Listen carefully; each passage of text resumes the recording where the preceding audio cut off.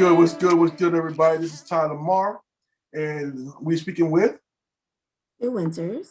And this is Talking Shit with TNT.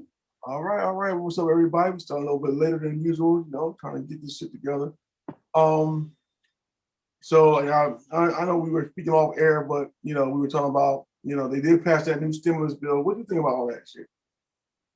I don't know.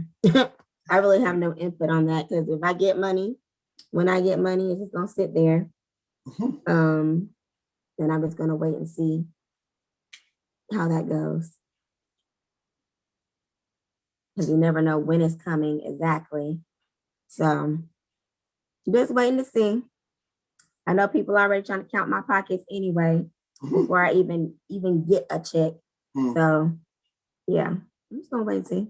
Trust me, I already know how counting pockets go. I had a situation where my money, I'm not even getting income tax this year, so that's crazy.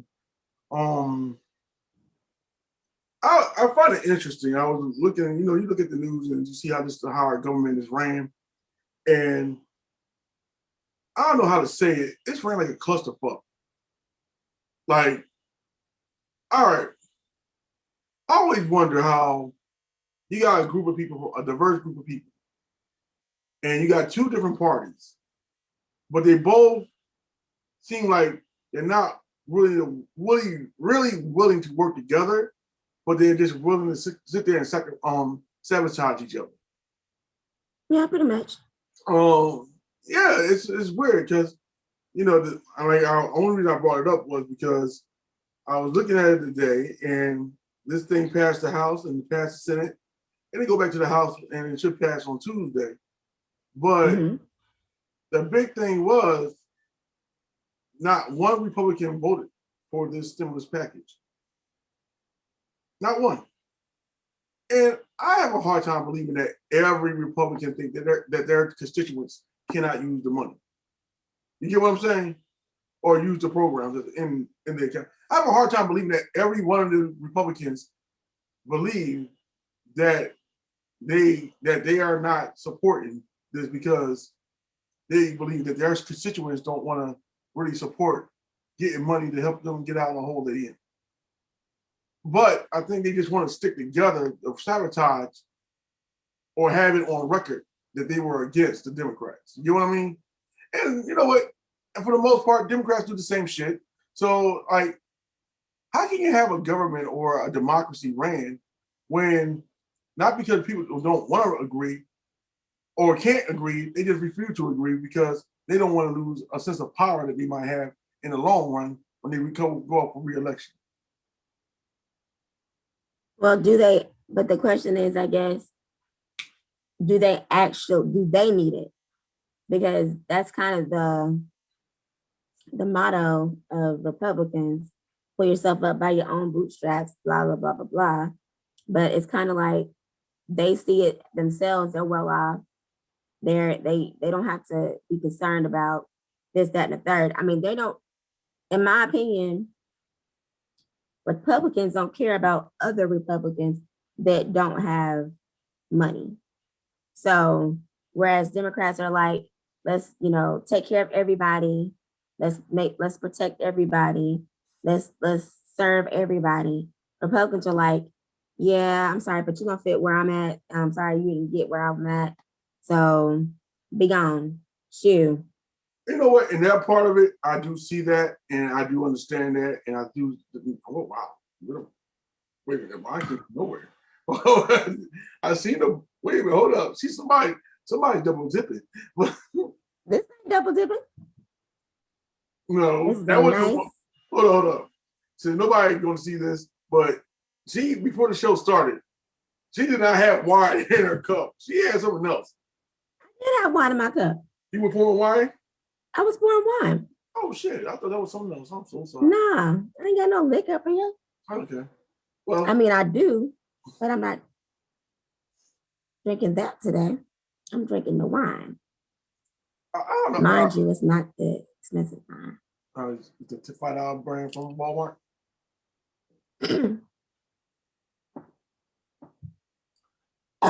Back to the subject. I mean, I just be wondering how is government ran when how is government ran and supposed to really take hold when the first thing you worry about is whether or not you look good to your party instead of just trying to take care of your people. That's what you're there for. And I feel like what you just said about how Republicans just want Republicans want don't care about their poor. I feel like if you don't care about the people who vote for you, what are you doing in office in the first place? You know, that's just my humble opinion. I just feel like I don't know when or where in this government where you just became so bipartisan, so partisan that you don't even want to work with the other side at all. There's no bipartisan shit. There's nobody's willing to work with each other no more. It's just like, Well, that happened kind of when Obama was in office, because they want to say, oh, look, Obama didn't do this, Obama didn't do that. Well, he kind of had the odds stacked against him. So he came in when we were in a depression. mhm. So, and then he had to do recovery on that, recovery from the war, recovery from all these other things. And then on top of it, the parties didn't want to work together. I mean, they got Obamacare, but they were trying to usher that out, as you and I both know. Yes. Because that was our job. Yeah. That was our livelihood at the moment. Yeah. And they tried to usher that out as soon as the Orange Cheeto walked into office. So, I mean, they were even having talks about it before he walked into office. As soon as they didn't have a Democratic president, mm-hmm. and they knew they weren't going to have one in November, they were already talking, already changing people's job situations and this, that, and the third. It was funny to me is, so I'm not ashamed to say that I have Medicaid. My children have Medicaid, but they're offering Medicaid down here now. Like they've been getting Medicaid in like New York, New Jersey. Well, I used to have Medicaid in New Jersey, and the Medicaid in New Jersey, I remember when I first came down here and I needed Medicaid, and they told me the only thing I can get is a checkup. Health insurance, and the only thing, and I lived in South Carolina, so this is not even North Carolina, it's South Carolina. And the only thing you can get is a checkup with Medicaid. You couldn't, unless you had kids, you couldn't get Medicaid. And I felt like not full Medicaid, yeah. Yeah. So you can't personally, like things in Jersey is there certain things that it happens in Jersey that down here I feel like they really don't care about their people down here. Oh, they don't. And they always say cheap taxes, but that doesn't really provide you with much if your fucking rent is going up like it is in Jersey, and I don't know. I look at it and I ain't gonna lie. I had a little beef with Biden because I felt like honestly he hasn't been doing nothing. You know what I mean? Like as goofy as it may sound, when Trump came into office, that motherfucker hit the ground and was running with all kinds of dumbass, goofy ass, worse ass motherfucking plans. He signed like 1 billion executive orders on shit. Like he would hit the ground running, and I feel like Biden's like he spent all this time trying to be bipartisan. You can't do that. And the one thing I do gotta say this much when it comes to Obamacare or the Affordable Care Act is the reason why it's still around because it took a couple of Republicans to say, no, we ain't going to give away our insurance for a plan that you don't have. I'll never, when John McCain did this, dude, I would never forget the look on Mitch McConnell's face. It looked like he seen a ghost. I mean, And I think the biggest reason why John McCain voted for it was because he was going through his own situation with his health and his cancer. So he couldn't wholeheartedly be like, nah, I don't want his constituents not to have health care when he's going through a situation where he realized that people needed to live. You know what I mean? But that there was, if you look it up, he went in, said, my vote, with the thumbs down, Mitch McConnell like he shit in his pants. And he walked out like a fucking G. Well, I feel like that it was more so put on the states. I don't do enough research, but I feel like it was put on the states because North Carolina back in 2017, 2018, the only insurance I can get with healthcare.gov was a catastrophic care. Mm-hmm. And that was like almost $300 a month for something catastrophic to happen. Mm-hmm. And I couldn't work. Okay. That's all I could get in North Carolina. Because apparently I made too much money. So, and you know, with the other insurances, regular health insurance, like Blue Cross Blue Shield, you're talking about like $500 a month or more, $600 a month for insurance. And I was just like, okay. And it all changed because I had insurance in 2017. Then we did that vote where they were talking about, basically they were pushing the thing or the theme of same-sex marriage. Yeah. And North Carolina voted it out. But that wasn't all that was in that bill. There was also talking about insurance. Yeah. And a lot of people lost their insurance because they were under the idea, the principles of we don't want same-sex marriage. See, and that's where people don't understand when it comes to these laws that are being written in Congress. What ends up happening is, say for instance, somebody puts a bill out there, they put amendments to the bill. It has nothing to do with the actual bill itself. But in order for you to pass this bill, you gotta pass these dumbass amendments too to go with it. And people sometimes they don't get passed because of the amendments. You know what I mean? I'm just being extra, but they could put an amendment like every man must fuck a frog once in a year. Like literally like dumbass amendments that people are not going to agree to. And or worse like in North Carolina case. Yeah, a lot of people did not agree with same-sex marriages, but then in the same right, they passed laws. They put that in there so they won't pass. They put that with the healthcare plan, so they know that they're not going to vote for that one. So they don't vote for that. They give it the healthcare too. See, and that was what they were trying to use last night when they were trying to put amendments to this plan with the stimulus package. Republicans kept trying to put their own type of laws to it. They had to keep getting voted off. You know what I mean? Because it's not because they wanted to really help their people or they were giving them about the laws. It was just a way to stop the laws from going through. Oh no, I'm aware. Because I had insurance, and then I didn't. And I'll be honest, I remember growing up that insurance you didn't have to pay for your insurance; it was just automatically through your job. And honestly, I'll be real with you, insurance is killing my ass right now. Like it's really killing. Like I'm losing at least another $200 out of my paycheck every 2 weeks for insurance. You know what I mean? I want to get rid of it, but damn, I got a little thing on my. I gotta go to the doctors. I can't not go to the doctors, but in the same right, I can't afford the insurance. You know what I mean? And now I'm not a Bernie person, but I do agree with Bernie. How come we are a country as powerful, one of the richest countries in the world. Every country in the status of the United States have universal health care.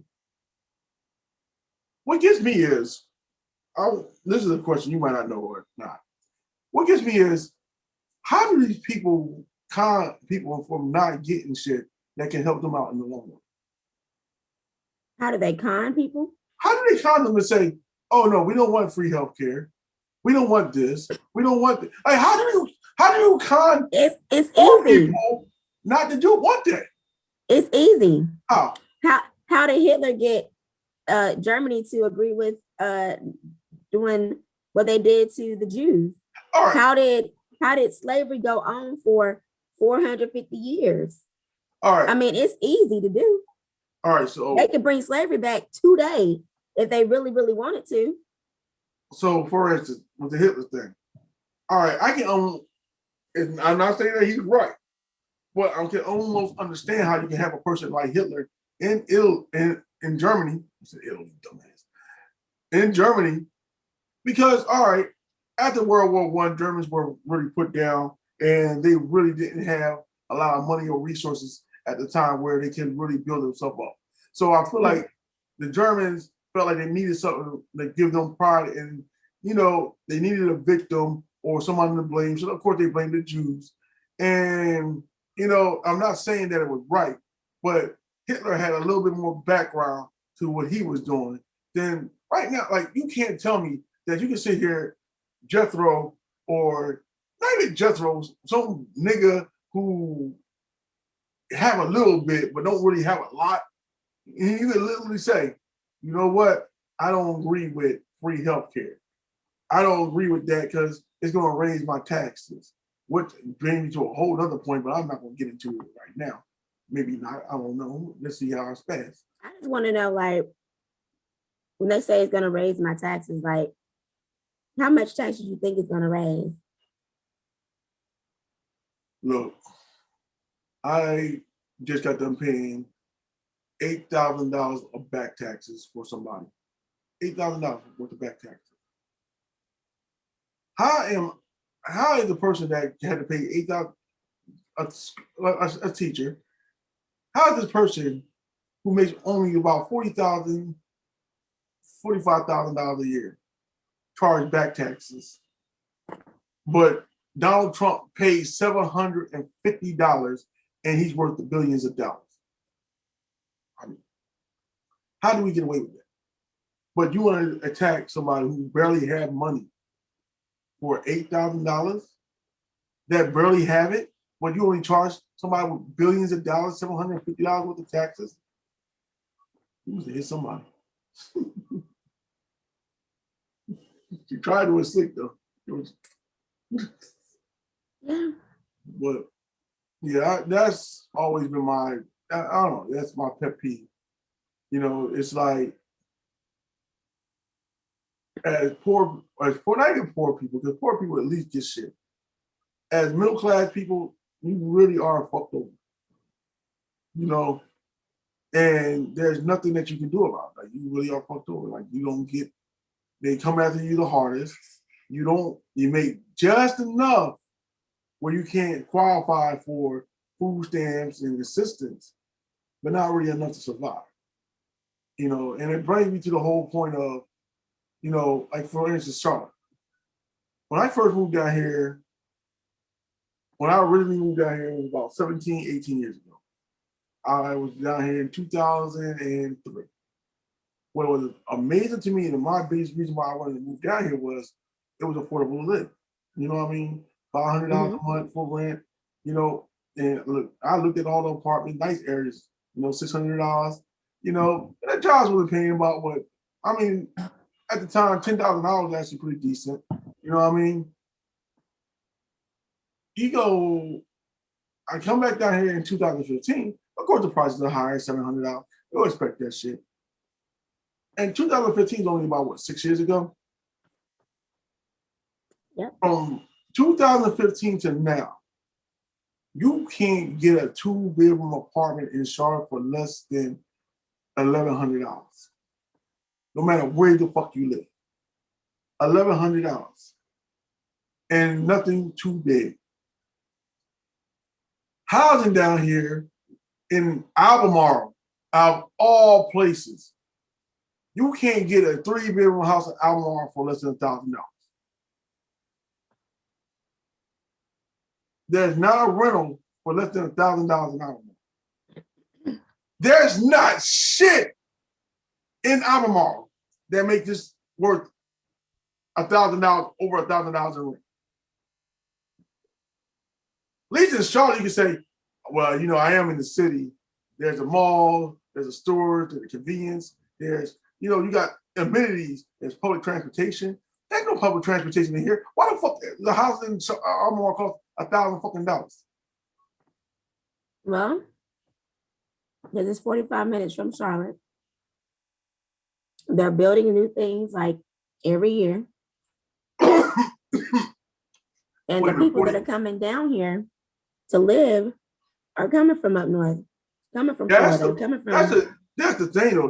That's the big thing. It's because people from up north are coming down, so they feel like, oh well, since these people from up north are coming down, they're willing to pay these prices because it's cheaper, but not really realizing that the people that they live around can't afford the shit. Now, mind you, people from up north come down here for the cheaper prices because yeah, it's cheaper than Jersey, but in the same right, I don't want to live in Albemarle for $1,000. Like, I mean, it's not a knock against Albemarle. I just don't feel like there's very few places in Albemarle where I can say I want to pay $1,000 for it.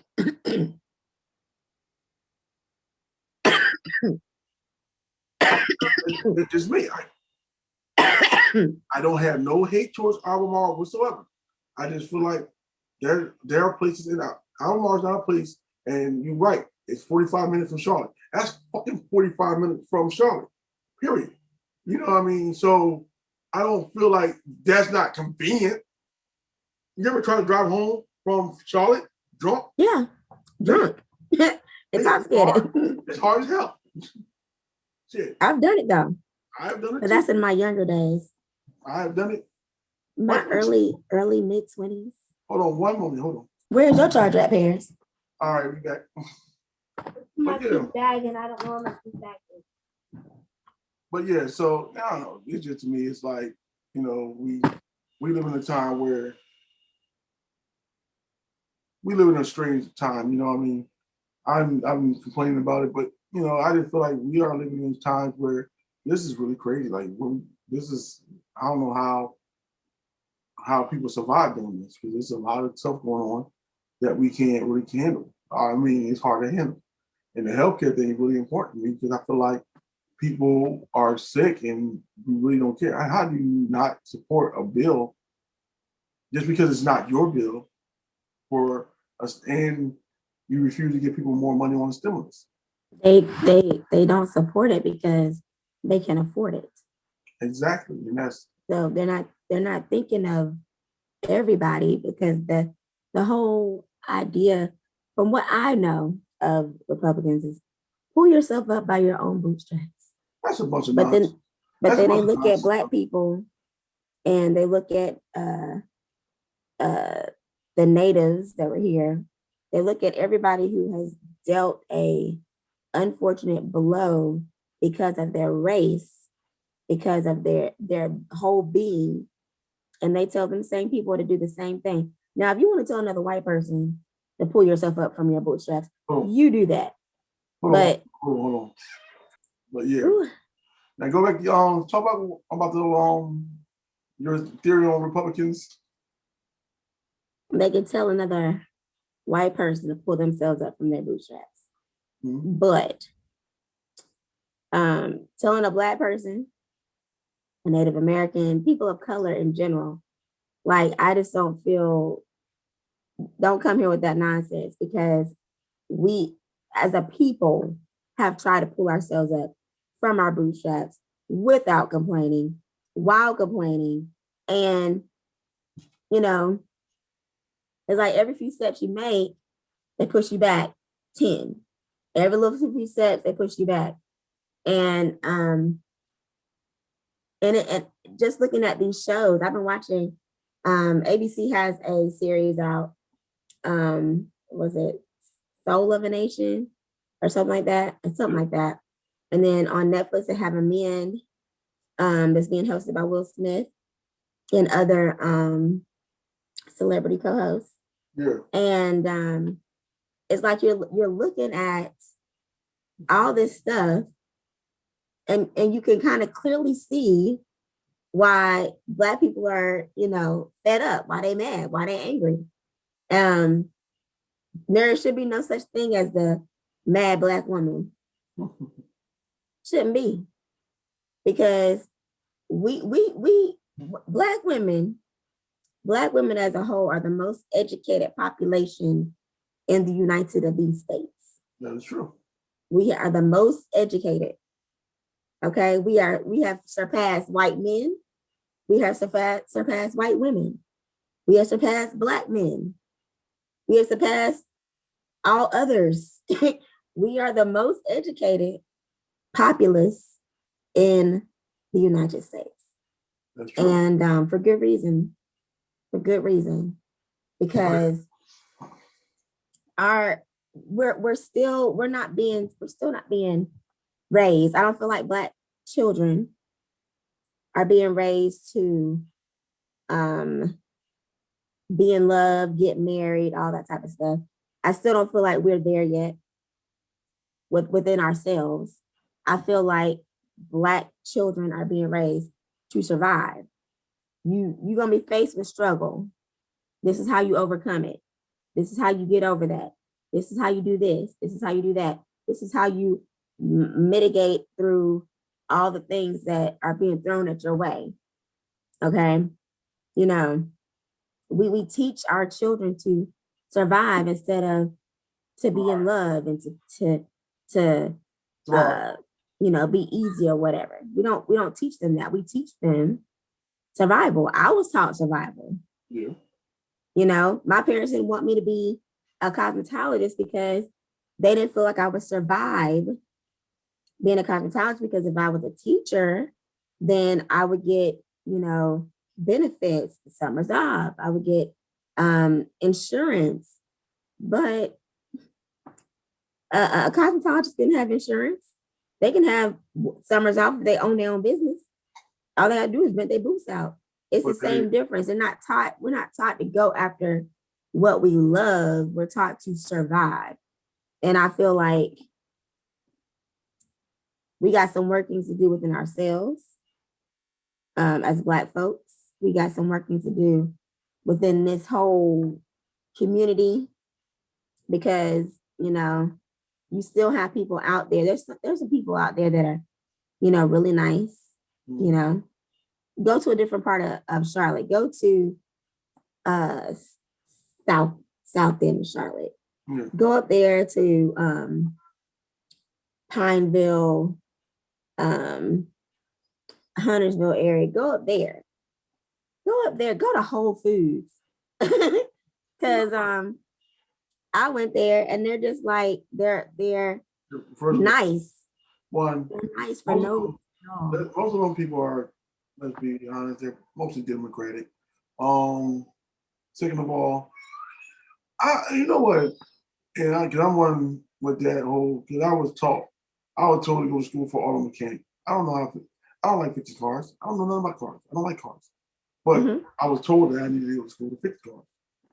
And I went because of the pressure. I need to find a job that I can keep.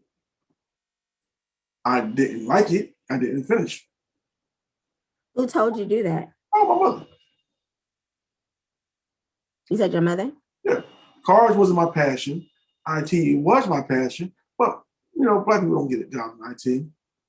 Black people thinking. But, I don't know. I want to say, I feel like, in a way, we always hear Republicans say, pull yourself up by your bootstraps. And that's a lie. Rich Republicans who own businesses like the auto industry, the banking industry, they don't really pull themselves up by their bootstraps. They get subsidies. When they're getting ready to go under, the government bails them out. Obama bailed them out. You have to bail them out. But they get bailed out. White farmers get bailed out. Only people who are told that you got to get yourself pulled up by your bootstraps that they're talking about, that they want to do it, are poor Black people. But when in reality, white people with a little bit of money or a little bit of business, they go out of their way to try to help them out. Like, all right, for instance, Biden ran on this thing where he wanted to raise the minimum wage up to $15,000. You know why they this is the excuse that they gave on why he can't raise it up to $15 an hour. It's going to hurt small businesses. Who said that? This is what Republicans say. It's going to hurt small businesses. But he did it though. No, he did He only not. did it for the federal He didn't. federal jobs. He didn't. He didn't. He did. It was passed.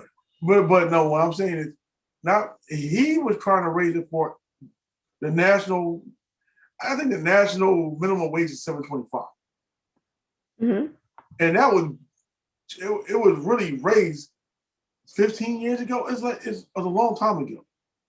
Now I honestly believe these people are smart enough to know that if you have a small business making a certain amount of money, you can kind of change up how much you charge for it. What gets me is how many small businesses that you know that are really blooming into something bigger, or really people are already putting food on the table with these small businesses that's really competing against the bigger businesses that can afford to pay $15 an hour. Like Walmart can afford to pay minimum wage of $15 an hour. Amazon can pay $15 an hour. Shit, McDonald's can pay you $15 an hour and still make a profit. People eat McDonald's all the fucking time. Shit, you bought a $10 fucking burger. That's 2 burgers. There you go. $15 an hour right there. Well, it's just a griminess of, oh, well, we can't give you $15 an hour because of small businesses. You know what I mean? But small businesses are barely surviving as is. Give me a small business that's really thriving. Give me a field in small business that's really thriving right now. No Grease Barber. Well, I mean, like literally, like I'm not really talking about a freaking brand. Good plug. Anyway. I mean, they doing it though. But I'm more talking about like, you know, types of businesses. Right now, let's be like most businesses that we have are, the service industry. So places like, you know, like restaurants are really growing. What we do is customer service growing. You know what I mean? But it's nothing that we build in this country anymore. We don't build shit. If it ain't over in China, a robot is doing a job of 20 people. That's just what it is. You know, I don't know if you remember a couple of years back, what's that guy named? There was an Asian guy who was running for president last year. And he had an idea of giving everybody $1,000 a month extra so to subsidize what they're getting paid from their job. And people thought that was stupid because, if you give people $1,000, they won't want to work. Now, mind you, who can survive off $1,000 in this day? Again? Who can survive off $1,000 in this day and age? Not a single soul, unless you got a hustle game that's real strong. And that's it. I mean, you can't even flip it. Like, it'd be hard for you to flip $1,000. I'll be honest with you. Oh, you can flip it. I know some folks.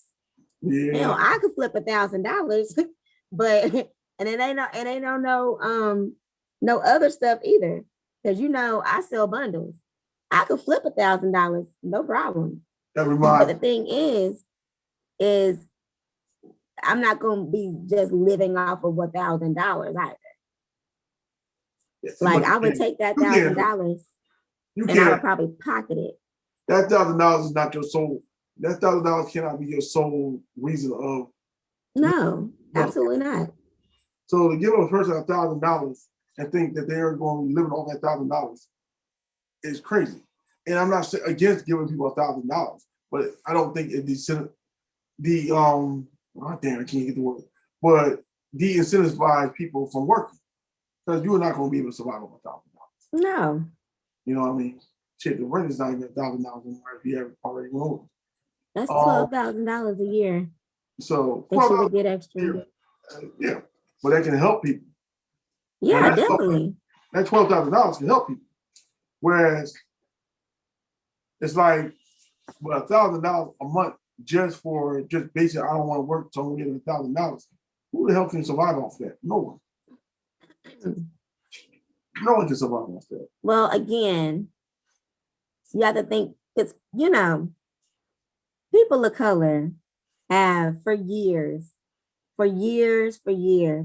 have figured out a way to make some shit work. And they will pile their asses in. And we ain't just talking about, everybody thinks that when you say pile your ass in, everybody thinks of Latinos. That's what they think of when they think of that. But Black people do it too. Black people pile, they'll come together, they'll live in one place all at the same time because they're trying to either save money or they can't do no better. I know. If they did? No. Black people do not do that. Yes, they do. Oh, no, they don't. Oh, yes, they do. Black people. Oh, yes, they do. Black people, we have a culture of trying to throw our kids out as soon as they get of age where we feel like they should be taking care of themselves. No, not all. I have seen a grandmother who has her grandchildren and her children all living in one house, because I have worked the social work atmosphere. It wasn't actually social work, but I was going into people's homes. I got to see how people live, and I promise you, it's not just Mexicans, it's not just Black folks. White people do it too, and on top of that, Asian people do it too. They're all piling themselves into one home, and they're living that way until they can get out. And when they get out, then they get out. And then they may help somebody else. They may bring somebody else with them. I've seen it done. I've seen it done too, but not it's still, for Black people, it's still at the rate of, say, Asian or Spanish or Latino. Latinos do it a lot. Asian people do it a lot. Even white people do it a lot. Black people, we always got this thing where as soon as you get about 18 to 21, especially if you're a female, which is crazy, you need to get your own. I think that was the old way of thinking. I don't think that is what they're doing now, because I've seen so many these children now that are 21, 22, 23, 25, all these like early 20 kids that are still living with their parents. I grant you this. Our generation, and that includes you. Our generation. Not in your generation, homie. Our generation wasn't raised like that. Well, I was. Not as a whole though. I'm telling you, not as a whole. My parents didn't kick me out. When you going to be with your own people, like, don't get me wrong. Like I said, I got homeboys and people I know. Yeah, they did live with their mom or they stepmom and all that for a long time. But when it comes down to as a whole, we are always taught, when are you gonna get up and get out and get something? Great song. Anyway, it's just like you gonna get up, get a job, move in your own place, and like even when it comes to your parents can't live with you no more. Mom and dad got a place. We got a place. Mom and dad got to go to home. You know what I mean? Or mom and dad don't even want to come home with you because they want their own space. And, we grew up. Nowadays, it's more, all right, we're going to they do coddle the kids a little bit more, but it's not a bad thing to coddle the kids. It's just that as Black people, we really don't, even when we have people live with us, we don't have people supporting us. You get what I'm saying? Case in point, my homeboy came up, he was telling me how this Mexican family, and when they came here, they all got jobs and they all worked together and bought a car. They all paid for a car together. One person drove it. It was in one person's name. A couple months later, they bought another car. And next thing you know, everybody had cars.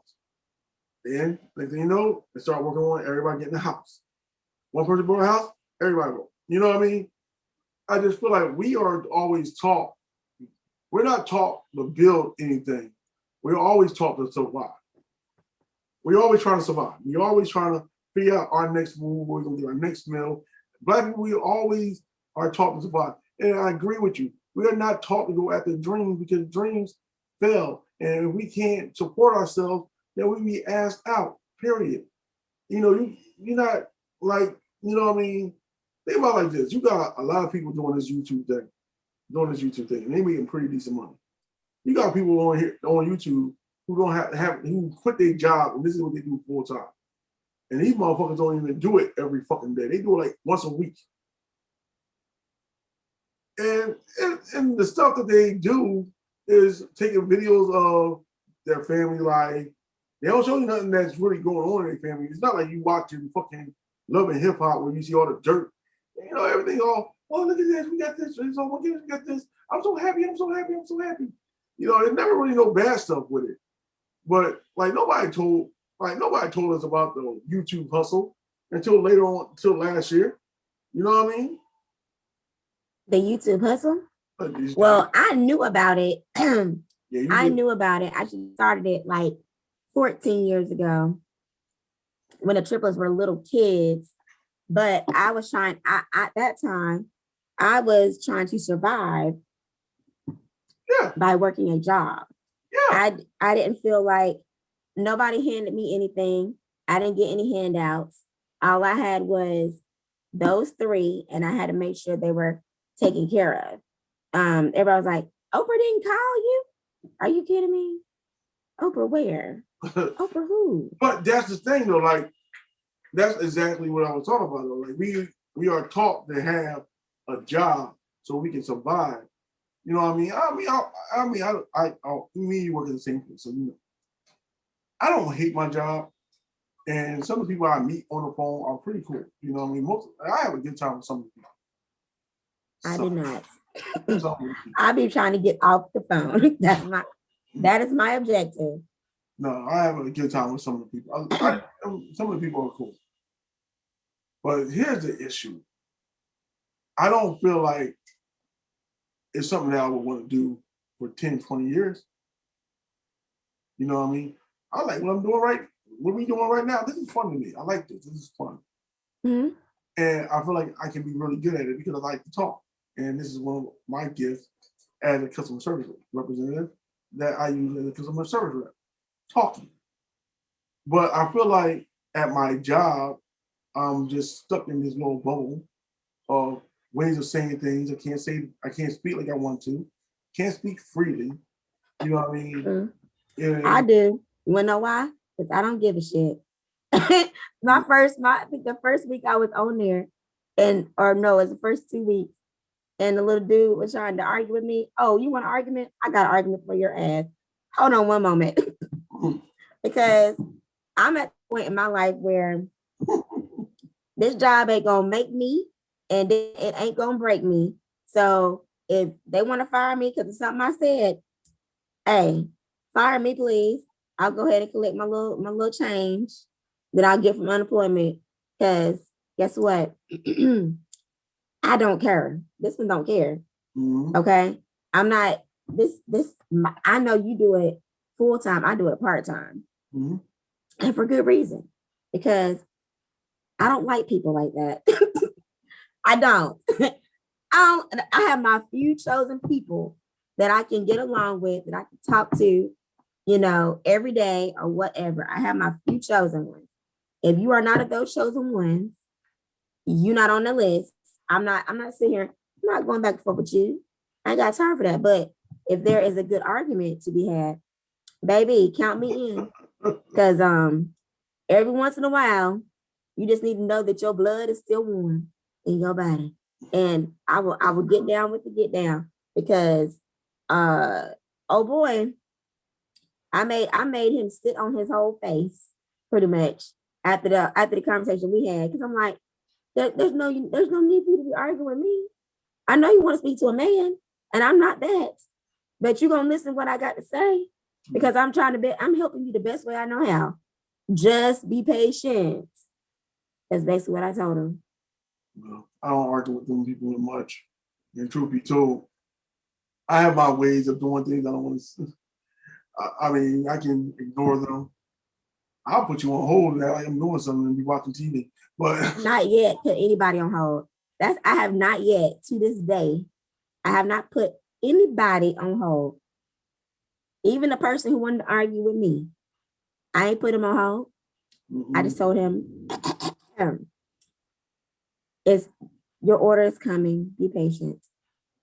And then he wanted, oh, did you not hear what I said? I said, "Be patient now," hey, look, because I ain't got time. I learned with the job. I don't want to go too far into it, but I have learned to the job like this: is either you going to take what we give you, or you're not. If you ain't going to be there to do it, then look, send the truck back, call your rep. I don't give a fuck. The funniest one, oh my God, the funniest one was the chick who wanted to get a will call order. After 2:00. No, this is not even, this is on a Saturday. Oh God, that's she rolling over there at 2 talking about everybody knows that it's open till 4. I was like, nope, it's not. I got everybody in this car is looking at my phone like, you're crazy. You don't know your job. You don't know this. I was like, okay. I was trying my best not to laugh. So I just tried to like I wanted to laugh so very, very bad. Because I know when they got to that will call and nobody was there and it was ghost town, that she probably sat up there and was like, well, yeah, well. Well, one thing I learned is this: when it comes down to that, even before you started, they were closing at 2. When you started, they started closing at 12. But before you started, they closed at 2 on Saturdays. And there's a reason. There was a reason for that, because most restaurants don't really do will calls or do orders on Saturdays because that's their busiest time. That's what we were told anyway. But I don't know. I don't have a problem. I have very few beef with people, and very few times where somebody really disrespectful. And if there was, I would just put on mute and then look at TV for a minute and say, "I'm sorry, I just couldn't help you," even though I knew the answer from the door. But you gotta pretend that you're doing something. Child, this person wanted a supervisor to tell her the same exact thing I was telling her. Then when the supervisor tried to call her back, because she hung up on me, she didn't answer. Probably got to a will call, realized this bitch closed. You know what? And I with this particular job, you know what? The healthcare job. Oh my God, that one right there. I love that job though.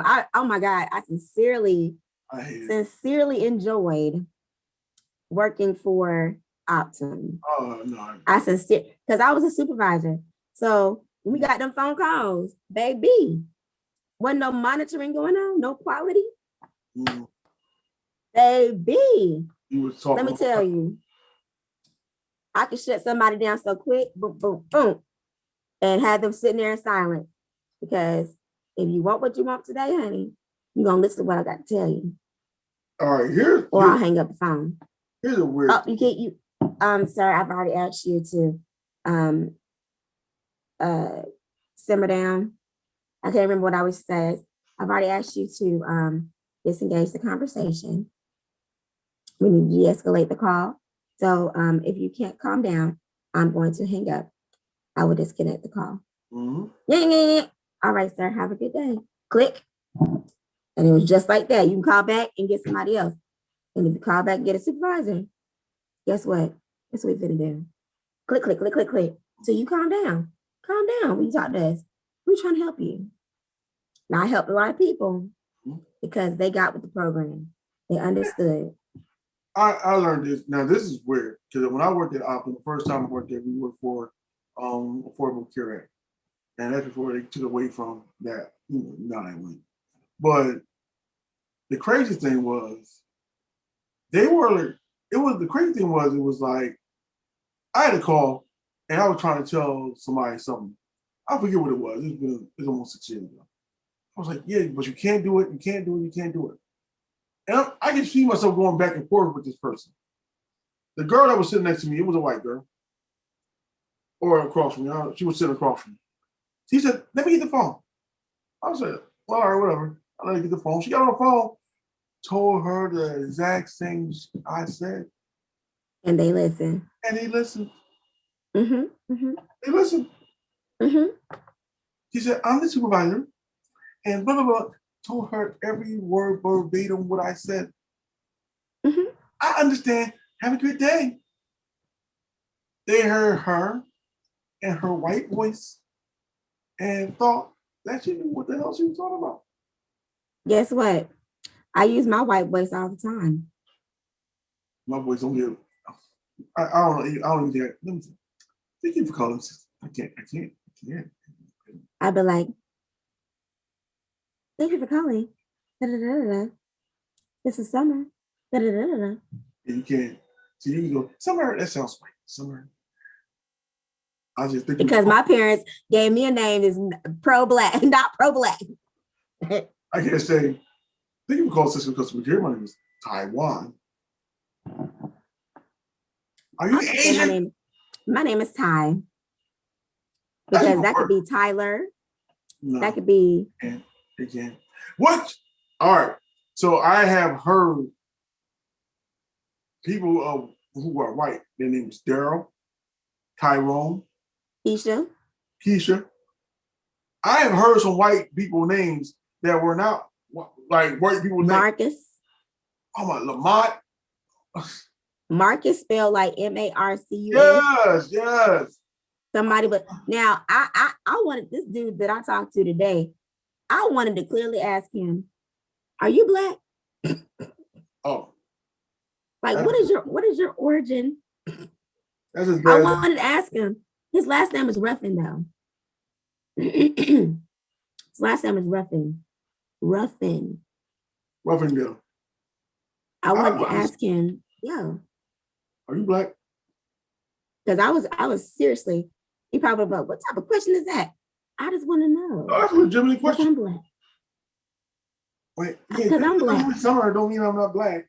Oh my gosh, when I was at Optum, they thought I was everything but. They thought I was overseas person. They thought I was white. They gonna, "Thanks, Obama." I'm sitting here like, bitch, get off my phone. See, my name is a black name, but it's not a black name. You get what I'm saying? So as soon as I say my name is Taiwan, I'm like an Indian or Asian person. How? Because they hear Taiwan. Are you from China? No. What are they trying to say? Taiwan one time? Yeah, they don't get my last name. That's just. Say your name is Tyler. I don't even feel like saying my name is Ty because I hate when people call me Ty that I don't know. Like if I don't know. Thank you for speaking. My name is Tyler. Yeah, no, you can't do that. But I can't. I don't like saying my name because then I'll tell them my name is Taiwan, and as soon as they say Ty, I feel some type of way. All right, Ty. I don't know you well enough for you to call me Ty. Then just say Tyler. Stop being so over dramatic. Just say Tyler. Because my name is not Tyler. It's Taiwan. No, it don't matter. Don't call me Ty. Call me Taiwan. At the age right now, you gonna call me Mr. Ty. Mr. Taiwan. Mr. Taiwan. I'm Taiwan. If I'm cool with you, you're gonna call me Mr. Ty. If I'm not cool with Mr. Taiwan, you on phone. Yeah. Well, Ty. We're not that close now. Call me Taiwan. Call me Ty. Lord, he is very sensitive about his name. Yes, I am. Please call him. You can't say Ty. Although the show is called Ty and Two. Two and Ty. All right, now this is different. Ty, now I'm comfortable with you. So I don't have a problem with you calling me Ty. Okay. But if I'm about to say you invited people to call you that now.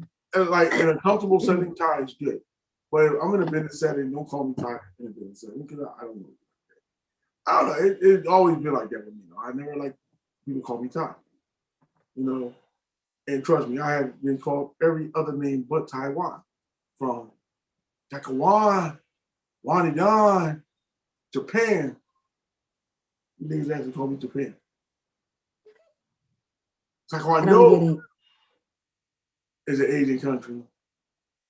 So instead of saying Taiwan, they call me Japan. But Taiwan is Taiwan is what is that? TAI Yeah, WAN. but they didn't know how to spell my name either. So I can't kill them, man. They don't know how to spell my name. Now I go by a whole different name. Social media. Yes, Mr. Winters. A whole different name. My thing is I always spell it wrong too. What you spell what? I always spell your name wrong too. I just started spelling it right. What, my real name or this name? Social media name. Yeah, you have. Oh, I know how to spell your real name. Your real name. My real name is so unique. Thanks to my parents, my first and middle name is so unique. It is, but I know how to spell it. But you know, I mean, like I said, today was one of those days, and I know I wanted to get into your journey. How's the vegan going on? It's going great. Wine is vegan. Alcohol is vegan in general. But I was eating egg rolls earlier. Now it's just the foil that I have left over. I seen Those were homemade egg rolls, mind you. You were fucking that shit up. Yeah, they were good. Ain't nothing in it but cabbage, carrots, shallots, and rice noodles. With I did the amino coconut aminos, which is supposed to be it's supposed to be a soy sauce. I can't even think of what I can't think. What can I think? Probably because I drank all that cheap wine. Well, your cheap wine, huh? But weird though. I had this thing. I told myself last week after last Sunday I had a horrible basketball game. I really felt like I wasn't doing nothing. My back hurted. You know, I had back spasms all last week because I'm fat. I told myself I'm not playing basketball anymore. I'm just gonna focus on lifting weights and get on the stair climber. But I always say that, you know, I always say I'm not gonna play basketball. Then the next week I'm playing basketball again. So of course I was playing basketball today. And I did okay. I think my biggest problem with basketball is I've been playing basketball since I was 9 years old. And I feel like if I close that part of my life, then it's like over. You know what I mean? I'm really at that stage of life where I'm like, I'm old. And I don't know if I want to really get there yet. I don't know. Of course you don't know. You don't have an opinion on that. Because I have been feeling pretty okay because I have stopped doing the meat thing. You know what? Now, I think it's a diet thing. I don't really think it's a diet thing though. I can still go and do what I need to do. You know what I mean? It's just like if I have to give up something. I love basketball so much. It's like one of those few things I grew up with that I still like to do. Like, dude, I'm 40. I'll be 42 this year, and I really stopped playing video games on a regular basis. Which, if anybody know me, that used to be my shit. I used to love playing video games. I don't do this shit no more. And I haven't did it over a year or so. You know what I mean? I got an Xbox in my room right now. Don't play it. But you know, the last vestige of my youth is basketball. It was always something like I get off of work, I was excited to play it, I always play it. It's not really was a diet thing, it was more that was something that I was so used to doing. Now, as I get older and it's almost that time for me, I can't jump as high as I used to. I can't shoot as well. I'm not as fast. I see these young guys in their 20s run right by me, and it upsets me like to no end. I can't jump with them. Like, I can't do nothing. Like, I feel like I be telling people that my stories, and they like they don't believe them because, you know, I got this young boy. He really good, And you're like, oh, you did this move today. That was nice that you did that move. I'm looking at them like, dude, I used to do this all the time. This is, I pulled out once because I'm tired. I can't do it no more. I got like 3 moves left in me. I can't do the step back and the crossover. I invented that. I started off. I did. There's certain moves that they do now. I was doing back when I was in my 19, 20 years old. The little cross between the leg step back. I was doing that way before these people were doing it. I just now I think about it, do it. My mind be like, yo, you can do this. You can do this. Don't do it. Your knees gonna hurt like, tomorrow. My body, I forget the pain. I try to do it, and your body be like, what were you thinking? Do this. Man, shoot. Last week, I think I fell on my ass hard last week. It was really bad. Maybe you should just try going vegan for 1 month. Try 1 week. I'm not. I'm not. It was funny. I was just talking to my old school homeboy, and he went from being 220, 230, and I think he about 170 pounds. Now, and I asked this fool, I was like, oh, what'd you do? Me and him about the same age. I'm 42, he be 41. What'd you do? You lost a lot of weight. Oh, I eat what I wanted. I just do a lot of cardio, and I don't overdo it when I eat the food. And I look at his picture, like, this dude is skinny, like bony, like. And I'm like, wow, how the heck? That's all you did was just moderate what you ate and then just did a whole bunch of cardio. And that goes back to me, but okay. Sorry, I'm not trying to offend anybody. I'm just being funny. No.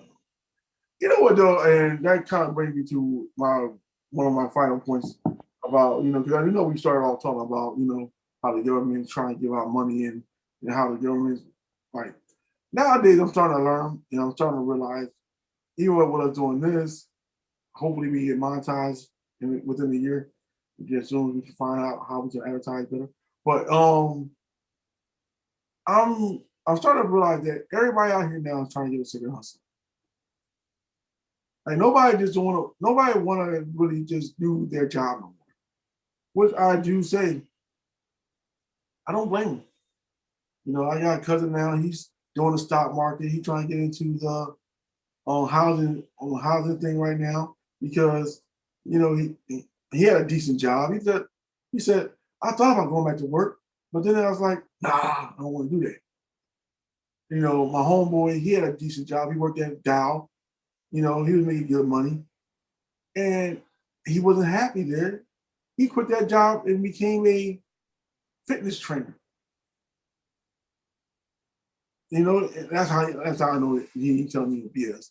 You know what I mean? And same thing, like I have a friend of mine, she's selling bags and purses and stuff like that. People are, it seems like now, especially after the pandemic, everybody's starting to live their dream of doing what they want to do in their life. You know what I mean? Instead of just working a job 9 to 5, people are trying to do what makes them happy. Now that's the one good thing about the whole pandemic.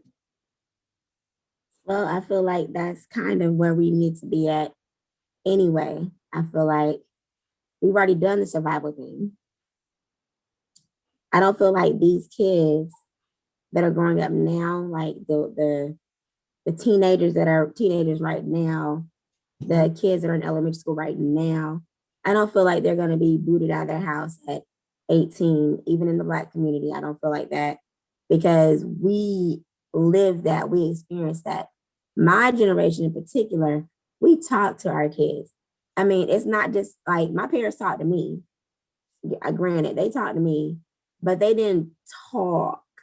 It wasn't like an overbearingness of talkingness going on in our household. And my mom gave me this one little lecture about the birds and bees, and all right, peace out, homie.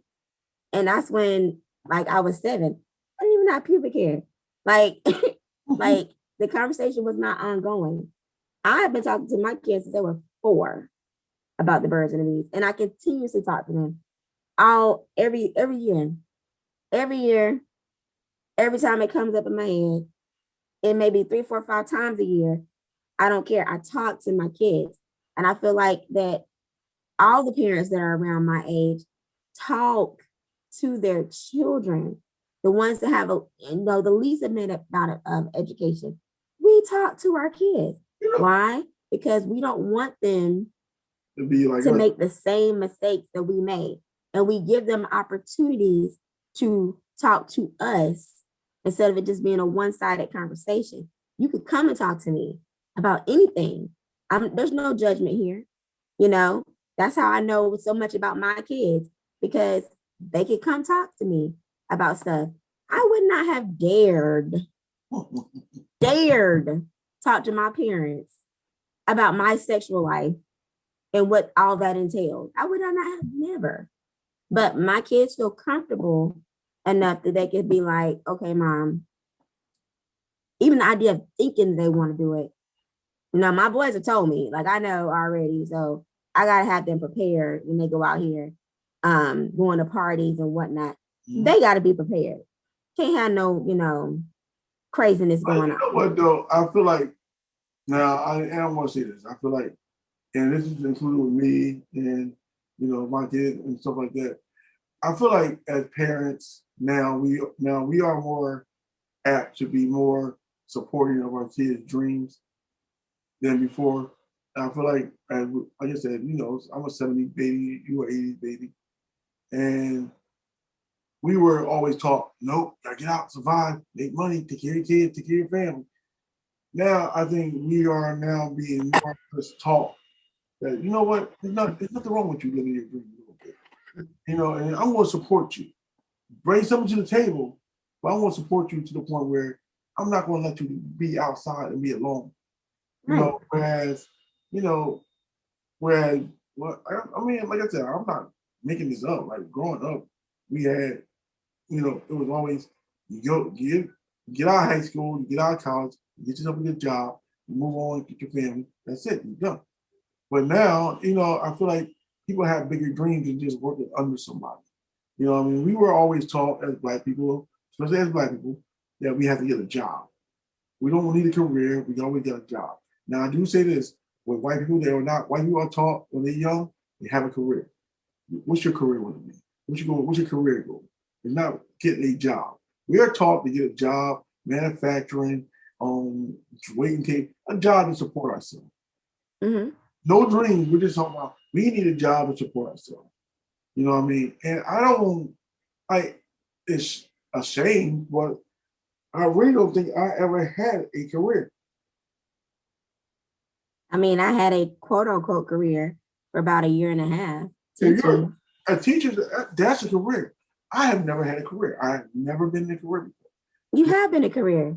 What's a Telecommunications is a career, homie. That's not a career, though. That is a career. That's not something that I can say that I'm passionate about doing. But that's a career, though. It doesn't have to be, you don't have to be passionate. I wasn't passionate in teaching. I didn't want to be a damn teacher. Well, then you should have been a damn teacher. But I didn't have the support to go otherwise, into a different direction. Nobody was there to say, it's okay. We know you don't want to do this. You can pick something else.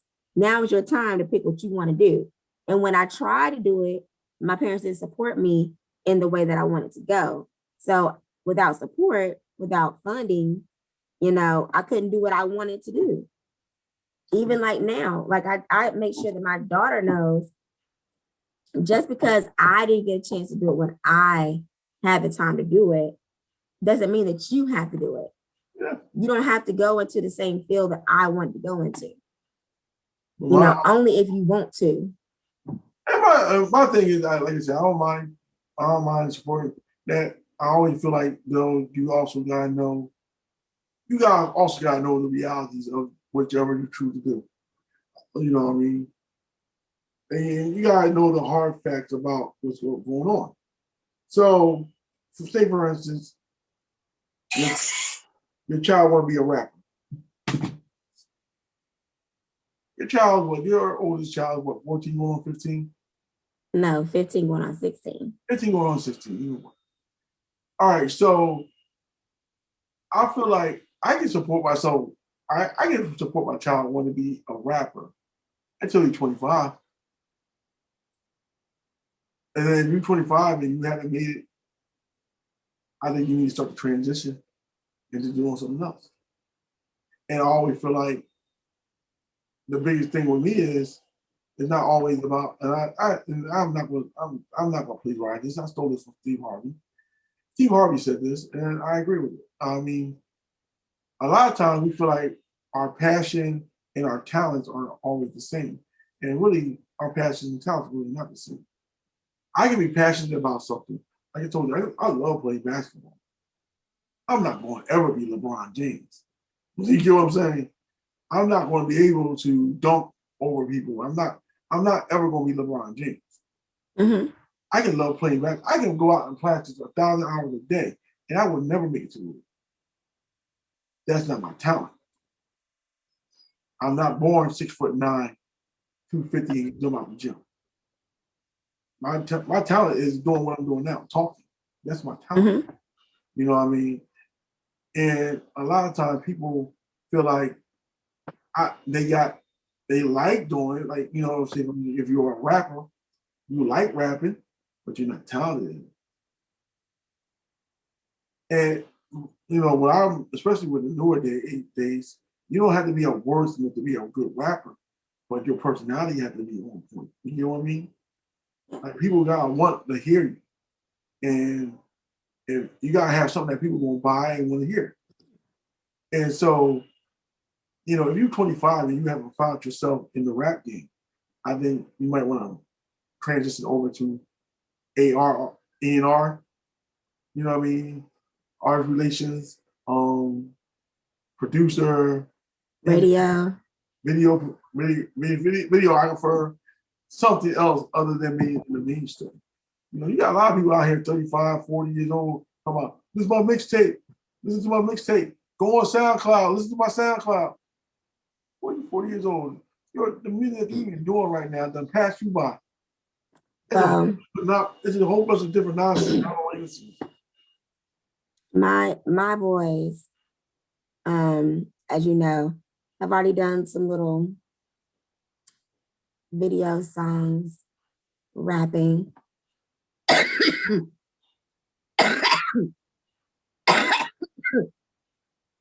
And they're also pretty decent at football.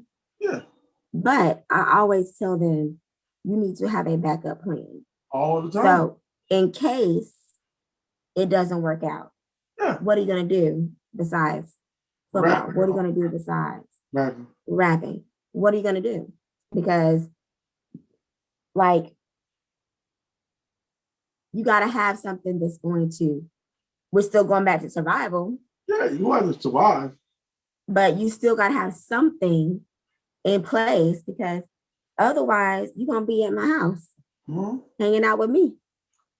I mean, I'm not a bad person hanging out with, you know. But there's an issue.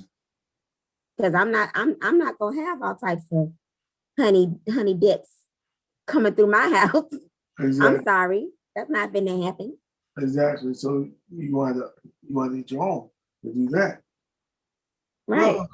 Well, Summer, it has been an hour, and you said you only got 20 minutes left. Look at you making it through. That's because I drank. I drank all this. That wine helped you get it through? Yeah, because when I get done out here. You know what? You know, this was fun. You know, I like the conversation. Like I said, you know, hopefully we'll get into more of it. You know what I mean? Gotta get the stuff, don't have to get the thumbnails better, you know what I mean? If you by chance happen to catch this somewhere, somehow, you like the conversation or you have something to say, put that thumbs up button, like please like, subscribe, all that good shit. You know what I mean? But as it is, you know, we're getting ready to cut this short right now. So this is Tyler Marr, and she is Two Winters. And this is Talking Shit with TNT. We are done. Peace, y'all.